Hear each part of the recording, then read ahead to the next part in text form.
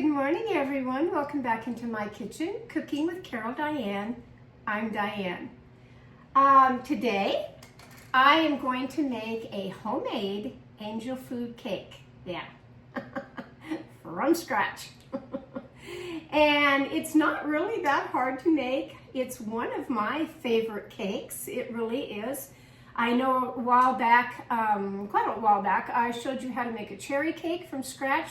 That's my favorite, but this is second in line. It really is. So, what to do very beginning. Preheat your oven to 375. Get that nice and hot and ready. I'm going to be putting mine in an angel food cake pan. They look like this, or you can find any kind of a tube pan. I just like to cook mine in an angel food cake pan. However, about 2 weeks ago, I made this same recipe, and I liked it so well that I'm making it again, but I just made it in a tube pan. I really did. But you don't grease the angel food cake pan or do anything. Just leave it the way it is. Okay, so just a couple of things to get started. So get you a mixer, either hand or a tabletop. I'm bringing out, of course, my KitchenAid of the tabletop. What did I get a couple months ago on Christmas time? Couple things that I put on my website, cookingwithcaroldiane.com, under the gadgets, because like I said, if I like it, maybe you will too. Well, here's one that I really like. I ordered the base to move my KitchenAid mixer around. Look at this. Pretty fast, huh? KitchenAid mixers have the little rubber stoppers under the legs underneath their machine. And it's a lot to pull and tug on this if it's sitting on a counter and, you know, way back in a corner or something like mine is, and you want to pull it forward. This thing's great. Some of them have little indentations that you can put your hands in and pull it out, but really, I just take a hold of my hand, of my mixer with one hand. How nice is that? Yeah, that part I like. That's one thing at Christmas time that I thought, wow, I really like that. Second thing that I ordered was the thing back here to tie up the cord to my mixer. Instead of having it always just in the way at the back of the mixer, this thing is great. Just peels off a little sticky thing, pops it on there, and there you go. That's on the website too. So I'm going to go ahead and give my mixer some power. Okay, so what's the first thing you do with this cake? For me, what I like to do is I get 2 pretty good sized bowls, because you're going to be sifting the flour, which I have, gosh, how in the world did I forget that this morning? I don't know, but I did. I'll be right back. You know, I really thought I had everything laid out. It was right around the corner. Get you some cake flour. Now, the one that I like to buy, and the one a couple of weeks ago that I made of this angel food cake wasn't Swan's Down. It was another brand. And they're okay, but I really prefer the Swan's Down cake flour. I really do. So, what are you going to need with that? You're going to need 1 cup of cake flour. So, get you any kind of a measure around that. This was another handy dandy thing that was a gift at Christmas time. I just love it. I really do. It's pewter, and I've got it sitting out now where I don't have to hunt in my drawer, you know, for whatever on, let me take the strainer, and I'm going to pour that right in there, but I'm also going to add, also going to add to the 1 cup of cake flour, 3/4 of a cup of just regular sugar. Put that with it also. Now what do you want to do? You want to sift this together, but you need to do it 4 times. Yep, 4 times. This is another recipe in my Better Homes and Garden cookbook that angel food cakes, chiffon cakes, a sponge cake, they're all very, very nice cakes. They really are. What's the difference of as far as the egg part in an angel food cake, yes, you're using a lot of eggs, but you're using the egg whites. In a sponge cake, you're using both. You're using the egg whites and you're using the egg yolks. Put this in the strainer. I like the plastic bowls that you can kind of bend. To me, it works better. Now you're going to do it a second time. Sifting. Fun projects, really. Have your grandkids help you with this. They'd love to stand there and sift all this. They really would. Now I'm going to put this in. This will make the third time of sifting.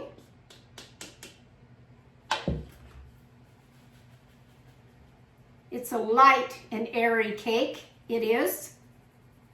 Not as many calories as having a slice of regular cake. I'll tell you that right now. Way down on the calories from a regular cake. And we're going to put it in here now. This makes our 4 times at sifting. That's the first thing. Get it out of the way of all the sifting. Use whatever sifter you want. I just pulled out this one today. Easy peasy. Okay. Set that aside for a minute. And now, yes, we have to take some eggs. And you're going to need 12. Yep, you're going to need 12. You're going to need the egg whites. So easy for me of what I know how to do. Get you 2 bowls, really. And I know, folks, that eggs are terribly expensive right now. If you have chickens, or you can get fresh eggs, you know, a little cheaper, that's great. Or if you have found some eggs that are on sale, great. And that's kind of what I did with mine, really. So now we're going to take the egg of each one of these, break it in 2, and we only want the egg white in this one. Put the egg yolk in a separate bowl. Should have brought out 3. Let me grab one more. For the shells. For my shells.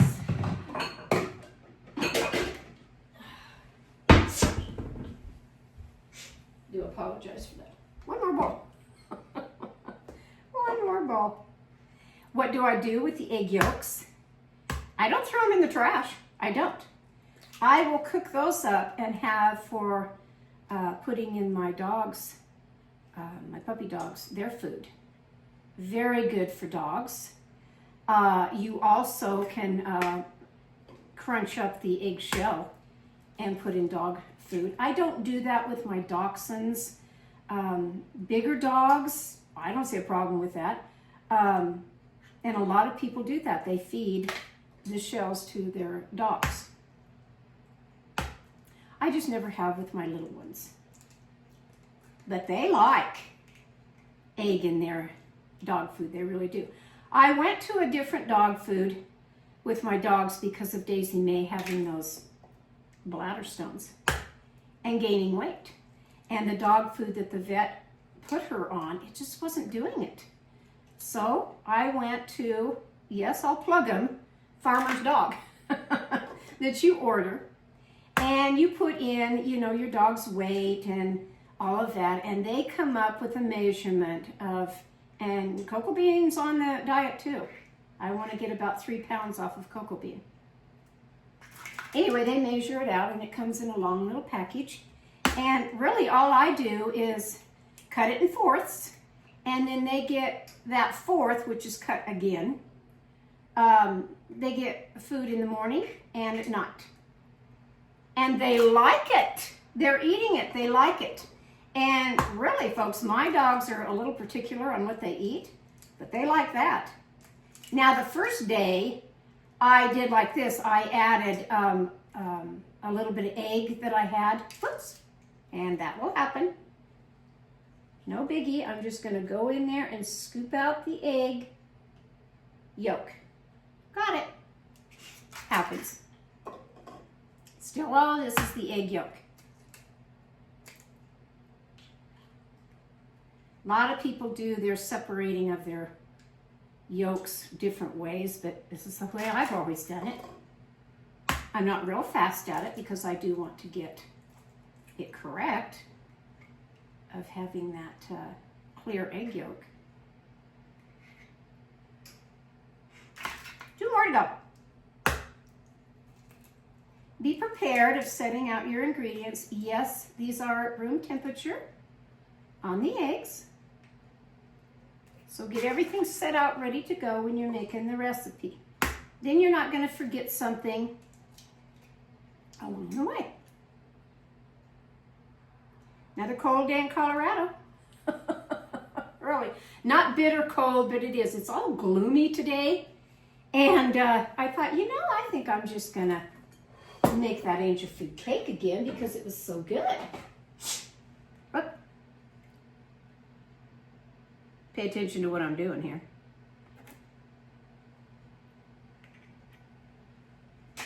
Anyway, I'm going to put these away and save them for my dogs. So set those way over there a minute. Save those. Okay, now in your mixer, and it's like anything else, especially if you're making a meringue or whatever, make sure your mixer bowl is nice and clean, really, that you scrubbed it and it's very, very clean. Okay, so now into the mixer, I'm going to put all of the egg whites. All of them. And then to that, I'm going to add 1 1/2 teaspoon. There's my half. There's my 1 1/2. 1 1/2 teaspoons of cream of tartar. Put that in there.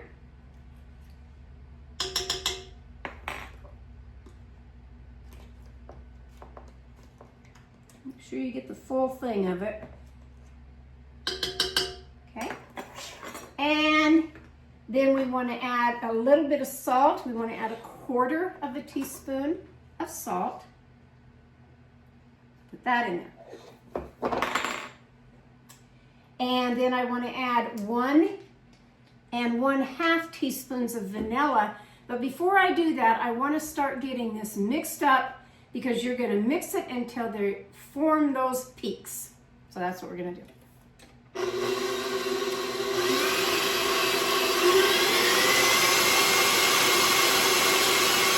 That's going to go for a few minutes.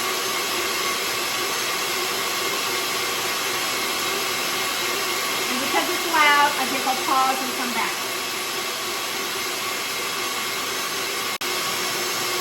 Okay, it's not quite at the peaks yet, but I do want to add my vanilla extract. 1 1/2 teaspoons.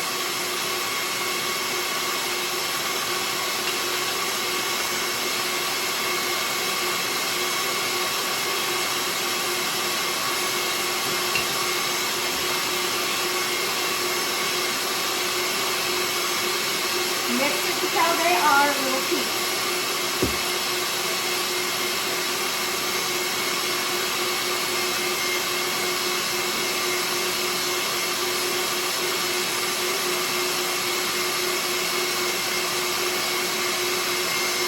Now you're going to add 3/4 cup of sugar into this. And my recipe calls for adding 2 tablespoons at a time.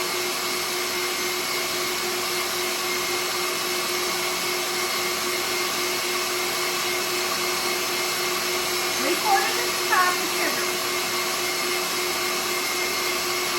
We don't want close to sugar in there. That's why we do 2 teaspoons or tablespoons at a time.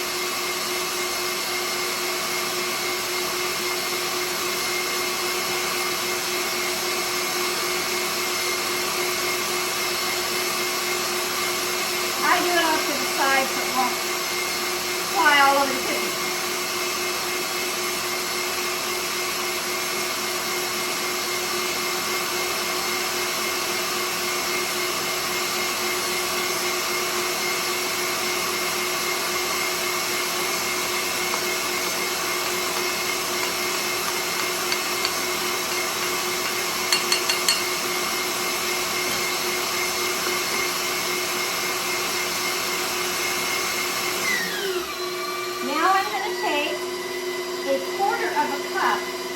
of this flour mixture, just a quarter. And I'm going to slowly put that in here.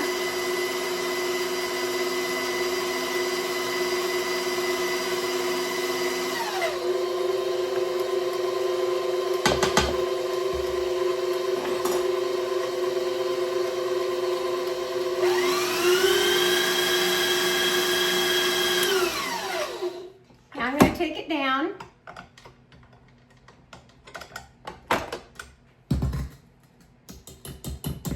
Take this part off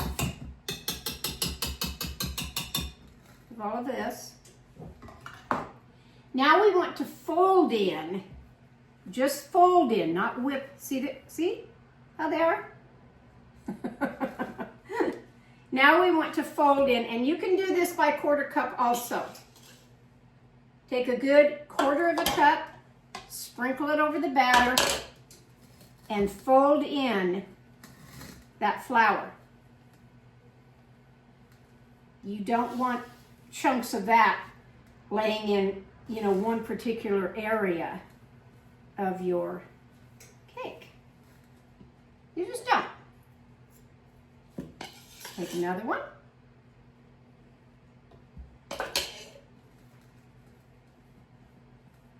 Just kind of fold that in, clear down there at the bottom where things like to not get mixed up. Mix it up down in there.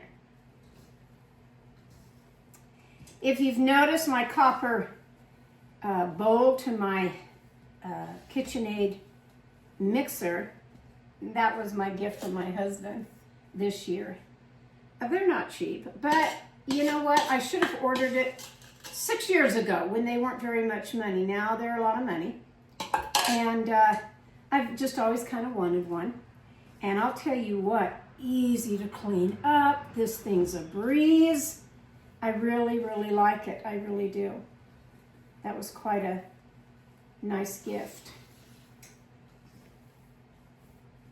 Okay, again, I still have words like this, which is great. Going to add the last little remaining bit.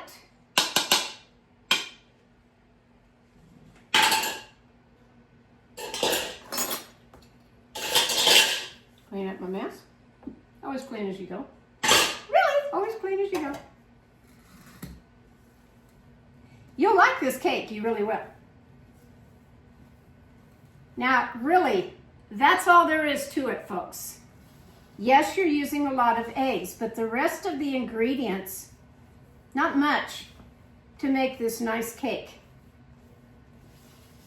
Now, because it's white on white, white flour, cake flour, and the white of all these egg whites, just be sure that you get all that flour, that you don't see it in there. You don't want to over fold this in. Just get it all nice and in there. Okay, so now we're going to put it in the Angel Food cake pan. I just go like this and kind of spurts of it to get it in. My oven is already at its temperature, the 375. And you're going to bake this cake. Well, the recipe calls for 35 to, I think, 40 minutes. Mine didn't take that long at the last one, but it was a different pan, a different tube pan, and that's okay. It's your oven, different temperatures of your oven, but doesn't take that long. It really doesn't, and then you're going to have a nice, tasty cake that doesn't weight you down, like a regular cake does it. You think, oh my gosh, all that frosting, all this, you don't want that many calories. No, I've always preferred Angel Food cakes. I really have. Just kind of go a little bit even all the way around if you can. It seems like a lot of batter, but it's not. It'll fill your pan. This is just a standard Angel Food cake pan. It is. A little more in here. So I get it all the way down.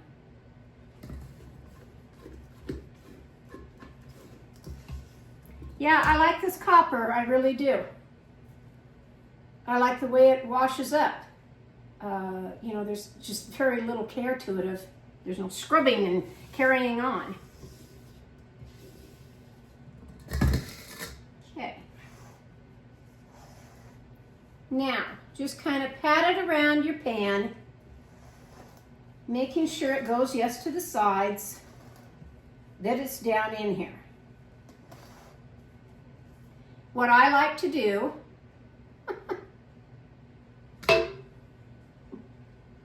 is clean up the edges just a little bit.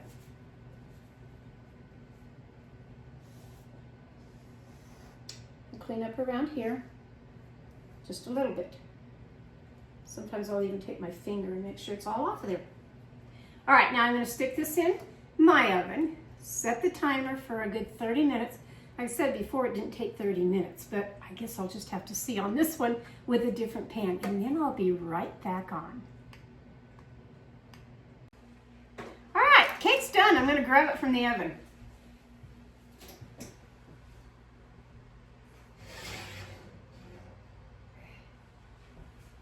I'm going to set it right here. And how do I know that it is cooked all the way through? I like to take a very thin knife and go straight down the cake. If it comes out nice and clean, yeah, it's done. Now, because this is an angel food cake, and it has little legs on my pan, here in just a few minutes, I've never done it really right away. I let it cool for just, I don't know, probably a good 5 minutes in there. And then I'm going to flip this over and let it rest on the little eggs for it to finish cooling. Once it's all cool, then I'll come back and show you what I'm putting on my little cake.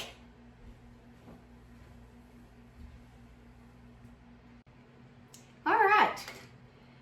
My cake's been cooling for quite a little while. It's not completely cool yet, but I wanted to show you the process of tipping the angel food cake pan over. If I was to put it back now, I would still take my same thin knife and go around the sides of the pan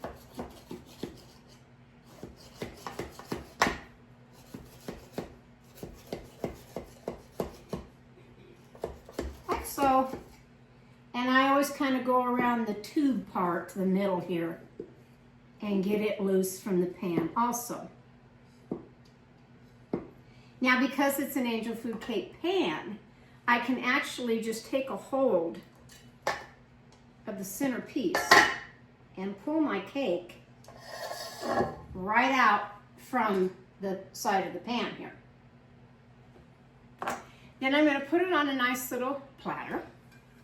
So again, I'm going to take this because it's a little warm on the bottom.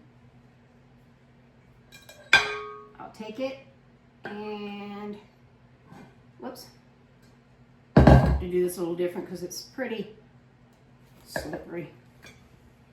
And on this, run your knife again along the side of the angel food cake pan, and down it comes. And there's my angel food cake.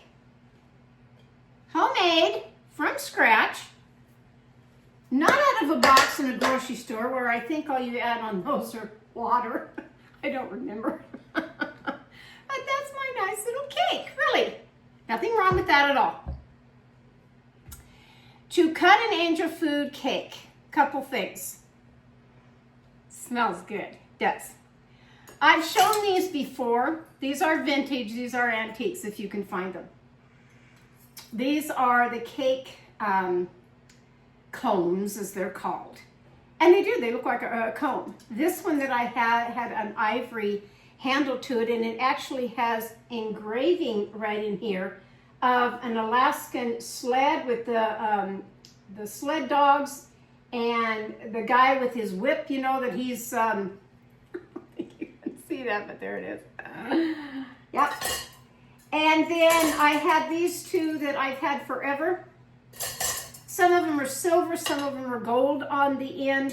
This one I got a couple of years ago from my son's girlfriend, And it was kind of hectic that Christmas, and my granddaughter, she was little, she really was, and she mistakenly opened it up, and I swear she thought it was a comb for her hair, and I said, oh, I think you got the wrong name on that one or whatever. You opened mine, you know, by mistake, because I said, I know exactly what that is. And what is it? It is to put down. Sometimes I get mine, and because this is still a little warm, I like to run mine under hot water, and then you just stick it down in the cake, and it will cut it very nicely. It really will. When in doubt, then of course you can take any kind of serrated knife that you have. We'll work on this cake too. I hate to cut it when it's still a little warm. I like to wait, but for camera purposes here, I'll go ahead. Now, an angel food cake, you can put so many things on this cake. You can frost it with frosting. You can put just a drizzle of, just a glaze of icing on it. You can leave it just like this. You can put whipped cream on it. Froth it all up with whipped cream. Add some fruit if you want to. Mine that I'm going to do, look at that. Ready? Nice. Really, it's nice. What I'm going to do with mine is I'm going to take, these were huge strawberries that my husband just brought home to me. And I think I'm just going to eat mine with the slices of strawberries. I thought I had some whipped cream in the refrigerator, but I must not have had that like I thought I did, because I can't find it in there. And then you can just take slices of your, I sliced these up last night because I knew I was going to make the cake today. And you can just take slices of your strawberries then. If you have berries, you know, blueberries, blackberries, whatever, and have that with your cake too. Simple cake, delicious cake, it really is. I hope you try this because it's very, very good. Now I'm going to hop over to my table because it's tea time and I'm ready for it. So join me over there, won't you?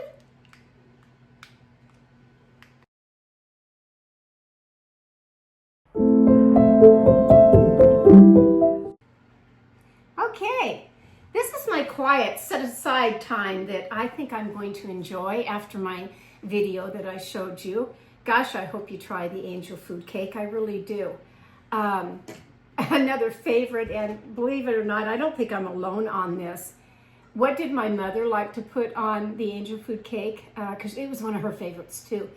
After it's cooled, of course. She would just put butter. She'd go over to the butter dish. We used real butter, we did.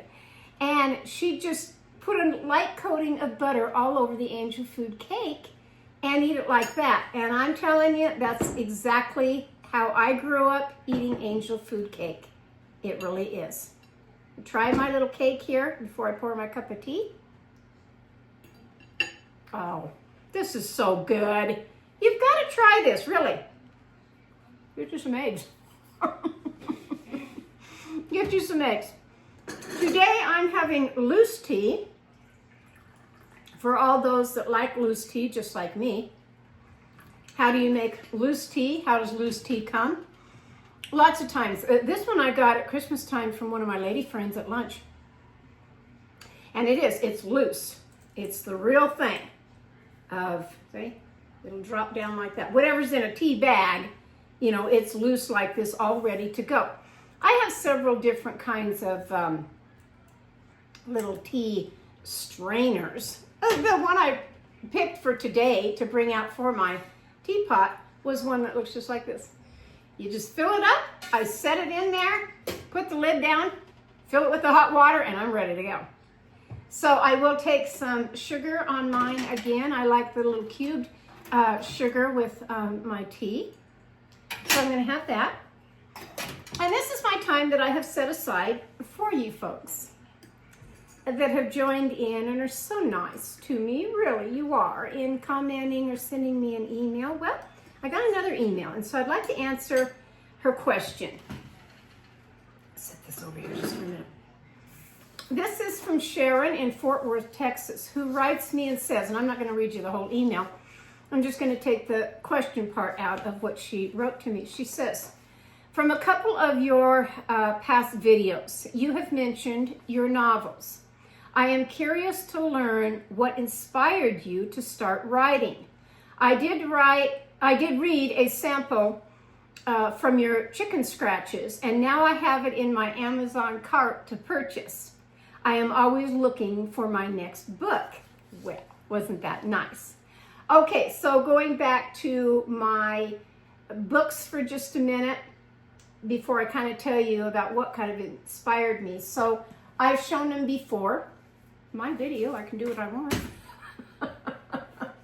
These are my two novels, Crossroads and Chicken Scratches. So when I first started writing them in particular, Crossroads I started in July of 2015. I wrote it down to remind myself. Now again, these have a lot of pages. When you send it to an editor, whoever you're having edit, or yourself or whatever you're doing, they don't go per page on editing, they go per word. Yeah.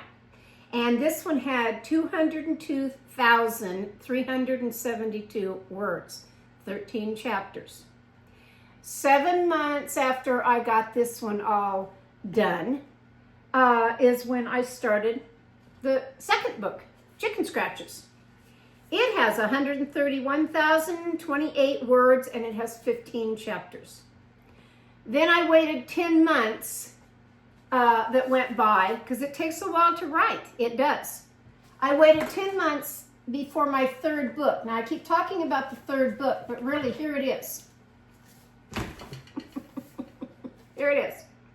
Why does it look like this?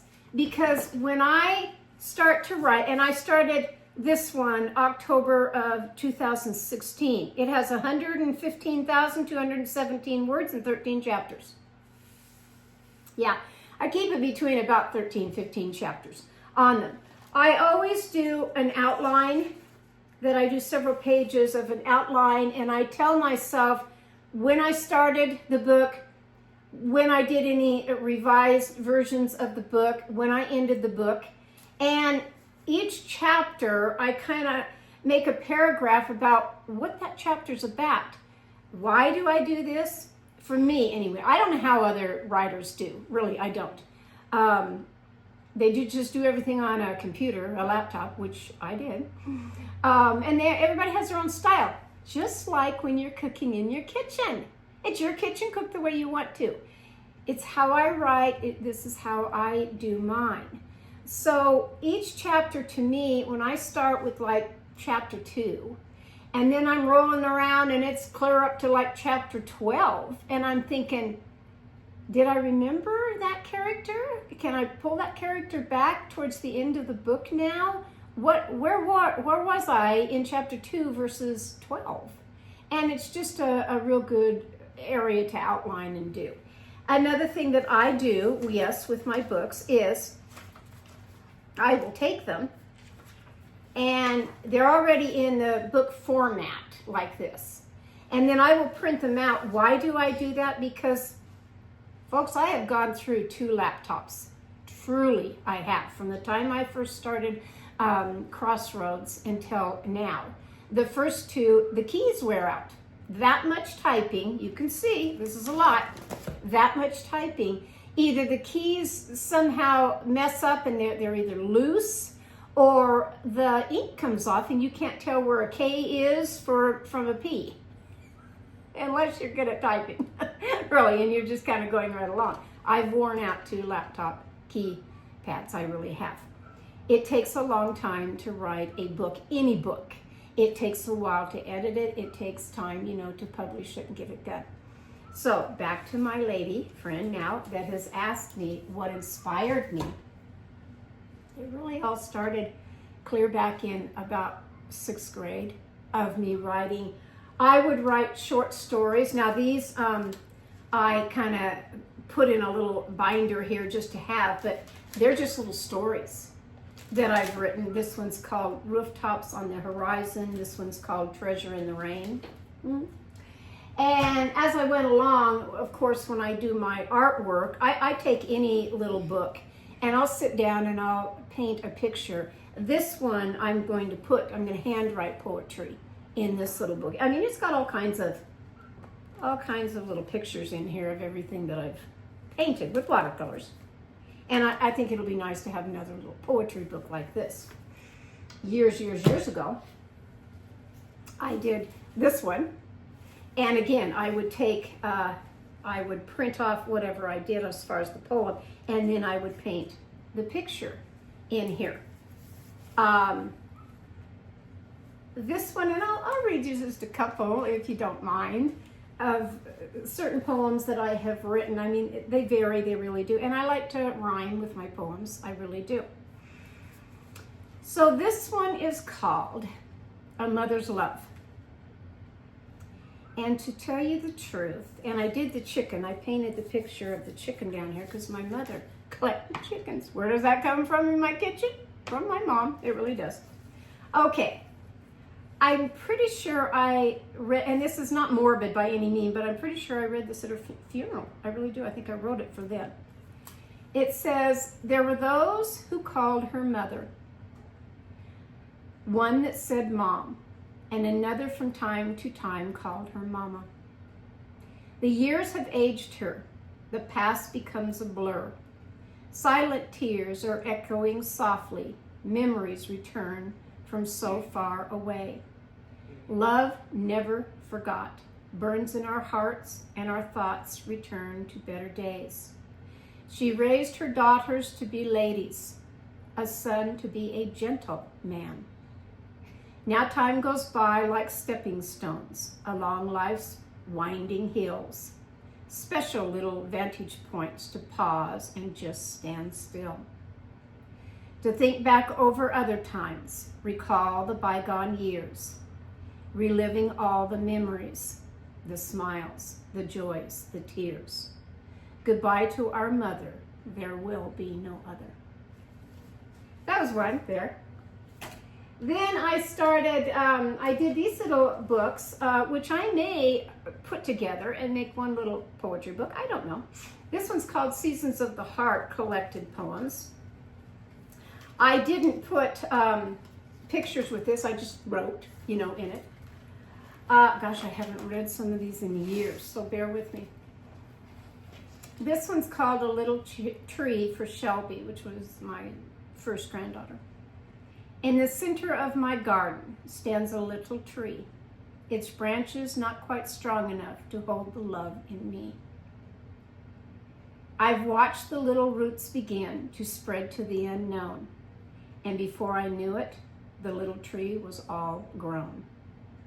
It gives me joy, a laugh or two, and a smile upon my face, to watch the little tree sprout blossoms with all its stamina and grace.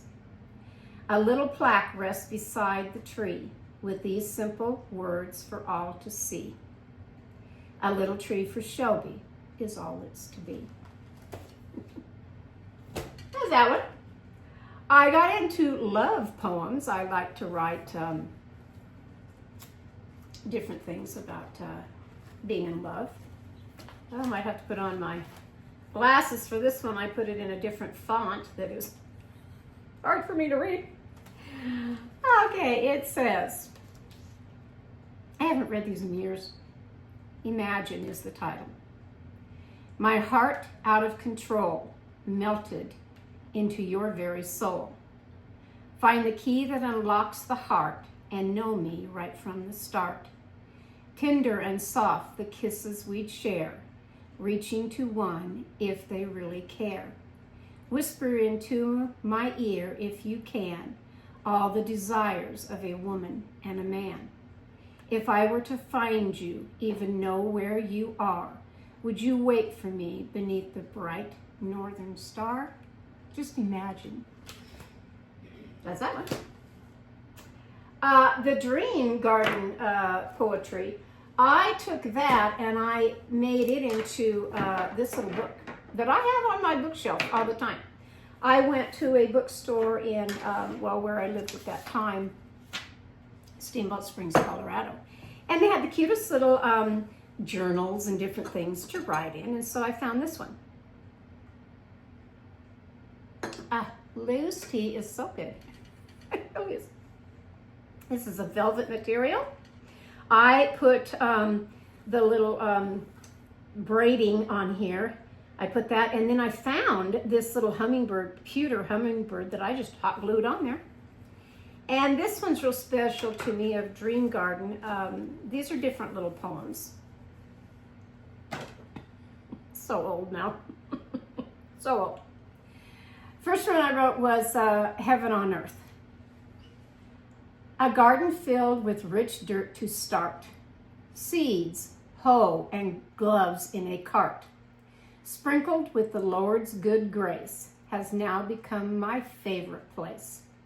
A little piece of heaven in all its glorious worth, in my backyard, right here on earth. And then I would paint, you know, a little watercolor. That's one. Now, when I was doing this particular book, many years ago, I think in my early 40s, I think, kids were off at school, and there was just a time in there, because I was a stay-at-home mom with my kids. There was a time in there that I, you know, sat down and I thought, yeah, whatever pops into my head, you know. And because I liked them to rhyme on the end, I would call my mom. We didn't have cell phones back then. Call her on the landline. And I'd say, Mom, you got a minute? Yeah, she was having a cup of coffee. Okay. I said, I've written another poem, but I'm struggling with how to rhyme this last little sentence. Could you help me out? Oh, yeah. And she thought it was fun too. And then I'd get all the way down of reading. I said, now how does this sound? And she'd say, oh, I like that one a lot. Or that's my favorite one, you know. So here is, this one's called Forever Friends, Forget Me Not. My friend Faith knows when I've gone astray, keeps me out of harm's way.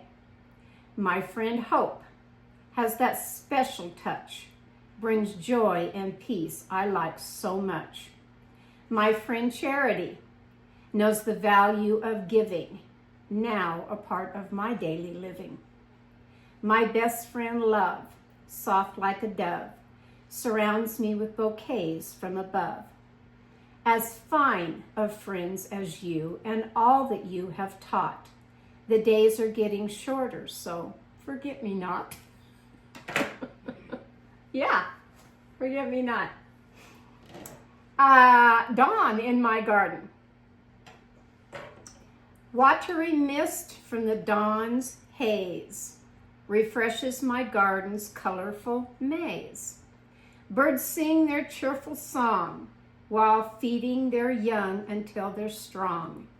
Ladybug crawls on a leaf nearby as angels watch from the clear blue sky. Then a hush fills the morning air, always peaceful and without care at dawn in my garden. And then I put the little flower. Now that's what inspired me to sit down and write, I guess, these novels. Clear back. One other thing I've got to say is probably weather. Long winters where I lived in a small town. Yes. And I didn't have an office like what I have now, the size anyway. I had a little back room off to the kitchen. And I took one whole weekend and I completely cleaned the whole thing out. Just kind of gutted it and cleaned it all out of everything. Painted everything in there. Hung some pretty lace curtains to the window. And set my desk in there. And I don't know, it was just a time where there was a window right in front of the desk that I looked out into the backyard, saw my great big tree out there, and could see the snow falling down. And I just got inspired, I guess, to write some stories of things that happened a long time ago, things I remembered that was special to me. Like I said, my books are people, I've changed their names, but they're real people. Places, changed the name of it, but it was a place that I lived or was at. Things that happened in the storyline, you're going to think, oh my gosh, that couldn't possibly have happened. Yeah, it did. There's good, there's bad, and the ugly. There's also evil. And I bring that into my stories. So the very first book, of picking that up and reading the back of it, of the little, what's this book all about, doesn't really do it justice. But that one is about, both of them are, because I was a professional working woman for years after I raised my kids out of, grade school and all of that. Anyway, I took a professional working woman that had a career, and then things come along in your life that change. Nothing stays the same. It really doesn't. So I took that character and I thought, now what can she experience that gives her later in her years making choices in her life? And are they good choices? Are they bad choices? Is it going down still the same road of what they're used to, the tried and true and kind of secure, don't rock the boat type thing? Or do they take a leap of faith and try something completely out of their realm? And that's kind of what I did in the first book. The second book, my husband likes that one a lot because it's a mystery whodunit story. Same thing though, professional working woman. Oh my gosh, the things that she goes through. And the third book, again, this is something that kind of halfway through the book, my husband says, I don't like how that's going, or I don't like what happened there. And I said, but it happens in everyday life. I said, yes, these are fictional books, but I said, I'm trying to pull in, this is the society, this is our world and how we live now on planet Earth. And things happen, like I said, the good, the bad, the ugly, and the evil. And there are evil people out there, and there's bad people out there, but there's a lot of good people too. A lot of nice people, there really is. So the books are kind of whimsical. They take a long time to do, but I honestly will say it was down deep inside of me from early on of just writing poetry and going from there. I went from writing and doing all that right into my artwork of what I like to do, especially my watercolors. I started out with acrylics and I liked them. Don't get me wrong, I did. But the minute I dipped my brush into watercolors and had the flow of that and what it did, that was a game changer. It really was. Mm-hmm. So Sharon, I hope I answered your question as far as what inspired me. Yes, writing has always been a pastime for me and something that I very much enjoy. It really is. So that's answering that one for the week here. Gosh, thank you for these emails. They are really lifting my spirits after surgery. You just have no idea that when I either go on my phone or most of the time just my laptop, that I'm sitting down checking emails or whatever, changing things on my website, that type of thing, and it pops up, a brand new fresh email. It's like, oh, I like that. I liked everything she had to say, which was great. Always wishing me well as far as still recovering on surgery. And she liked it that I went down kind of memory lane and what the memories were with my mom. Yeah, that was nice. My mother had me late in life, and so I didn't get to enjoy her like other people do. She got to be a lot older. When I was getting up to be a young woman, I couldn't share a lot of things with her. She was too old. But the things that I do remember, I remember. And angel food cake is one of them. This is one of them. I'll probably sit here and after I get off the video, I'll put butter on this. Not because she did, because it's good. Because it's so good. So I hope you've enjoyed my video today. I hope you're enjoying my tea time. I like it. Anytime I can sit and chit chat with somebody or bring them closer to me and to my life, I like that. I really do. My youngest and his girlfriend stopped by to see us yesterday. That was always a treat. And I had set up everything to do the angel food cake yesterday, but when you have people come over, it's like, I don't want to do all that. I don't want to film. I don't want to do any of that. I want to enjoy my son when he walks in the door. And I want to enjoy his girlfriend when she walks in the door. She has been in our family now the longest. And, you know, I dearly love her. She's just down to earth, and she always comes over and gives me a big hug, you know, calls me Mama Bear. She's just a sweetheart. She really is. So I'm going to end this video on go make this cake. If you like to write, or you're even thinking about it, that you want to write a short story, a poem, get it published, a book, a children's book, an inspirational book, whatever the theme is of what you have in your brain that you think, yeah, I want to do that. And believe it or not, because this third book is just sitting here still in the editing stage of it, I'm on to my fourth book. I already am. And I really like it. I really do. So I don't know. You know, I may go a series of just novels and then quit and go into something else on a book. I don't know just yet. But they've been fun to do. They really have taken my mind clear away from everyday stress, problems, you know, family issues, whatever it is, you know, that's come up. Writing really does. It's good therapy, I think. I really do. I'm not a perfectionist at it. Don't claim to be. I'm not a, what do I want to say? A Nobel Prize winner? No. And I'm not into it for any of that. I'm not into it for the recognition of any of that. It would be nice to have my books on the shelf in the grocery store for somebody to pick up and put that in their cart and say, yeah, I'd like to read that today. With buying some tea. That would be wonderful. It really would. My books are not the romance novel books that you find that are, you know, smaller, $8.99. I don't even know what they cost now, you know, for a little paperback romance novel book. No, I don't write like that. I don't have the gooey, gushy sex romance thing in there. You get what the point is. You get what the couple is doing or whatever, you know, if they're into a deep kiss or whatever. I word it in a way that takes out all the other. Just the way I am.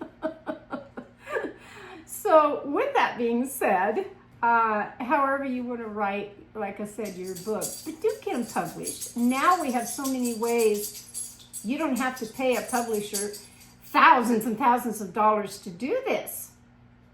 My first book, I did pay an editor to edit. I was in a small little town. I didn't have the resources that I do now.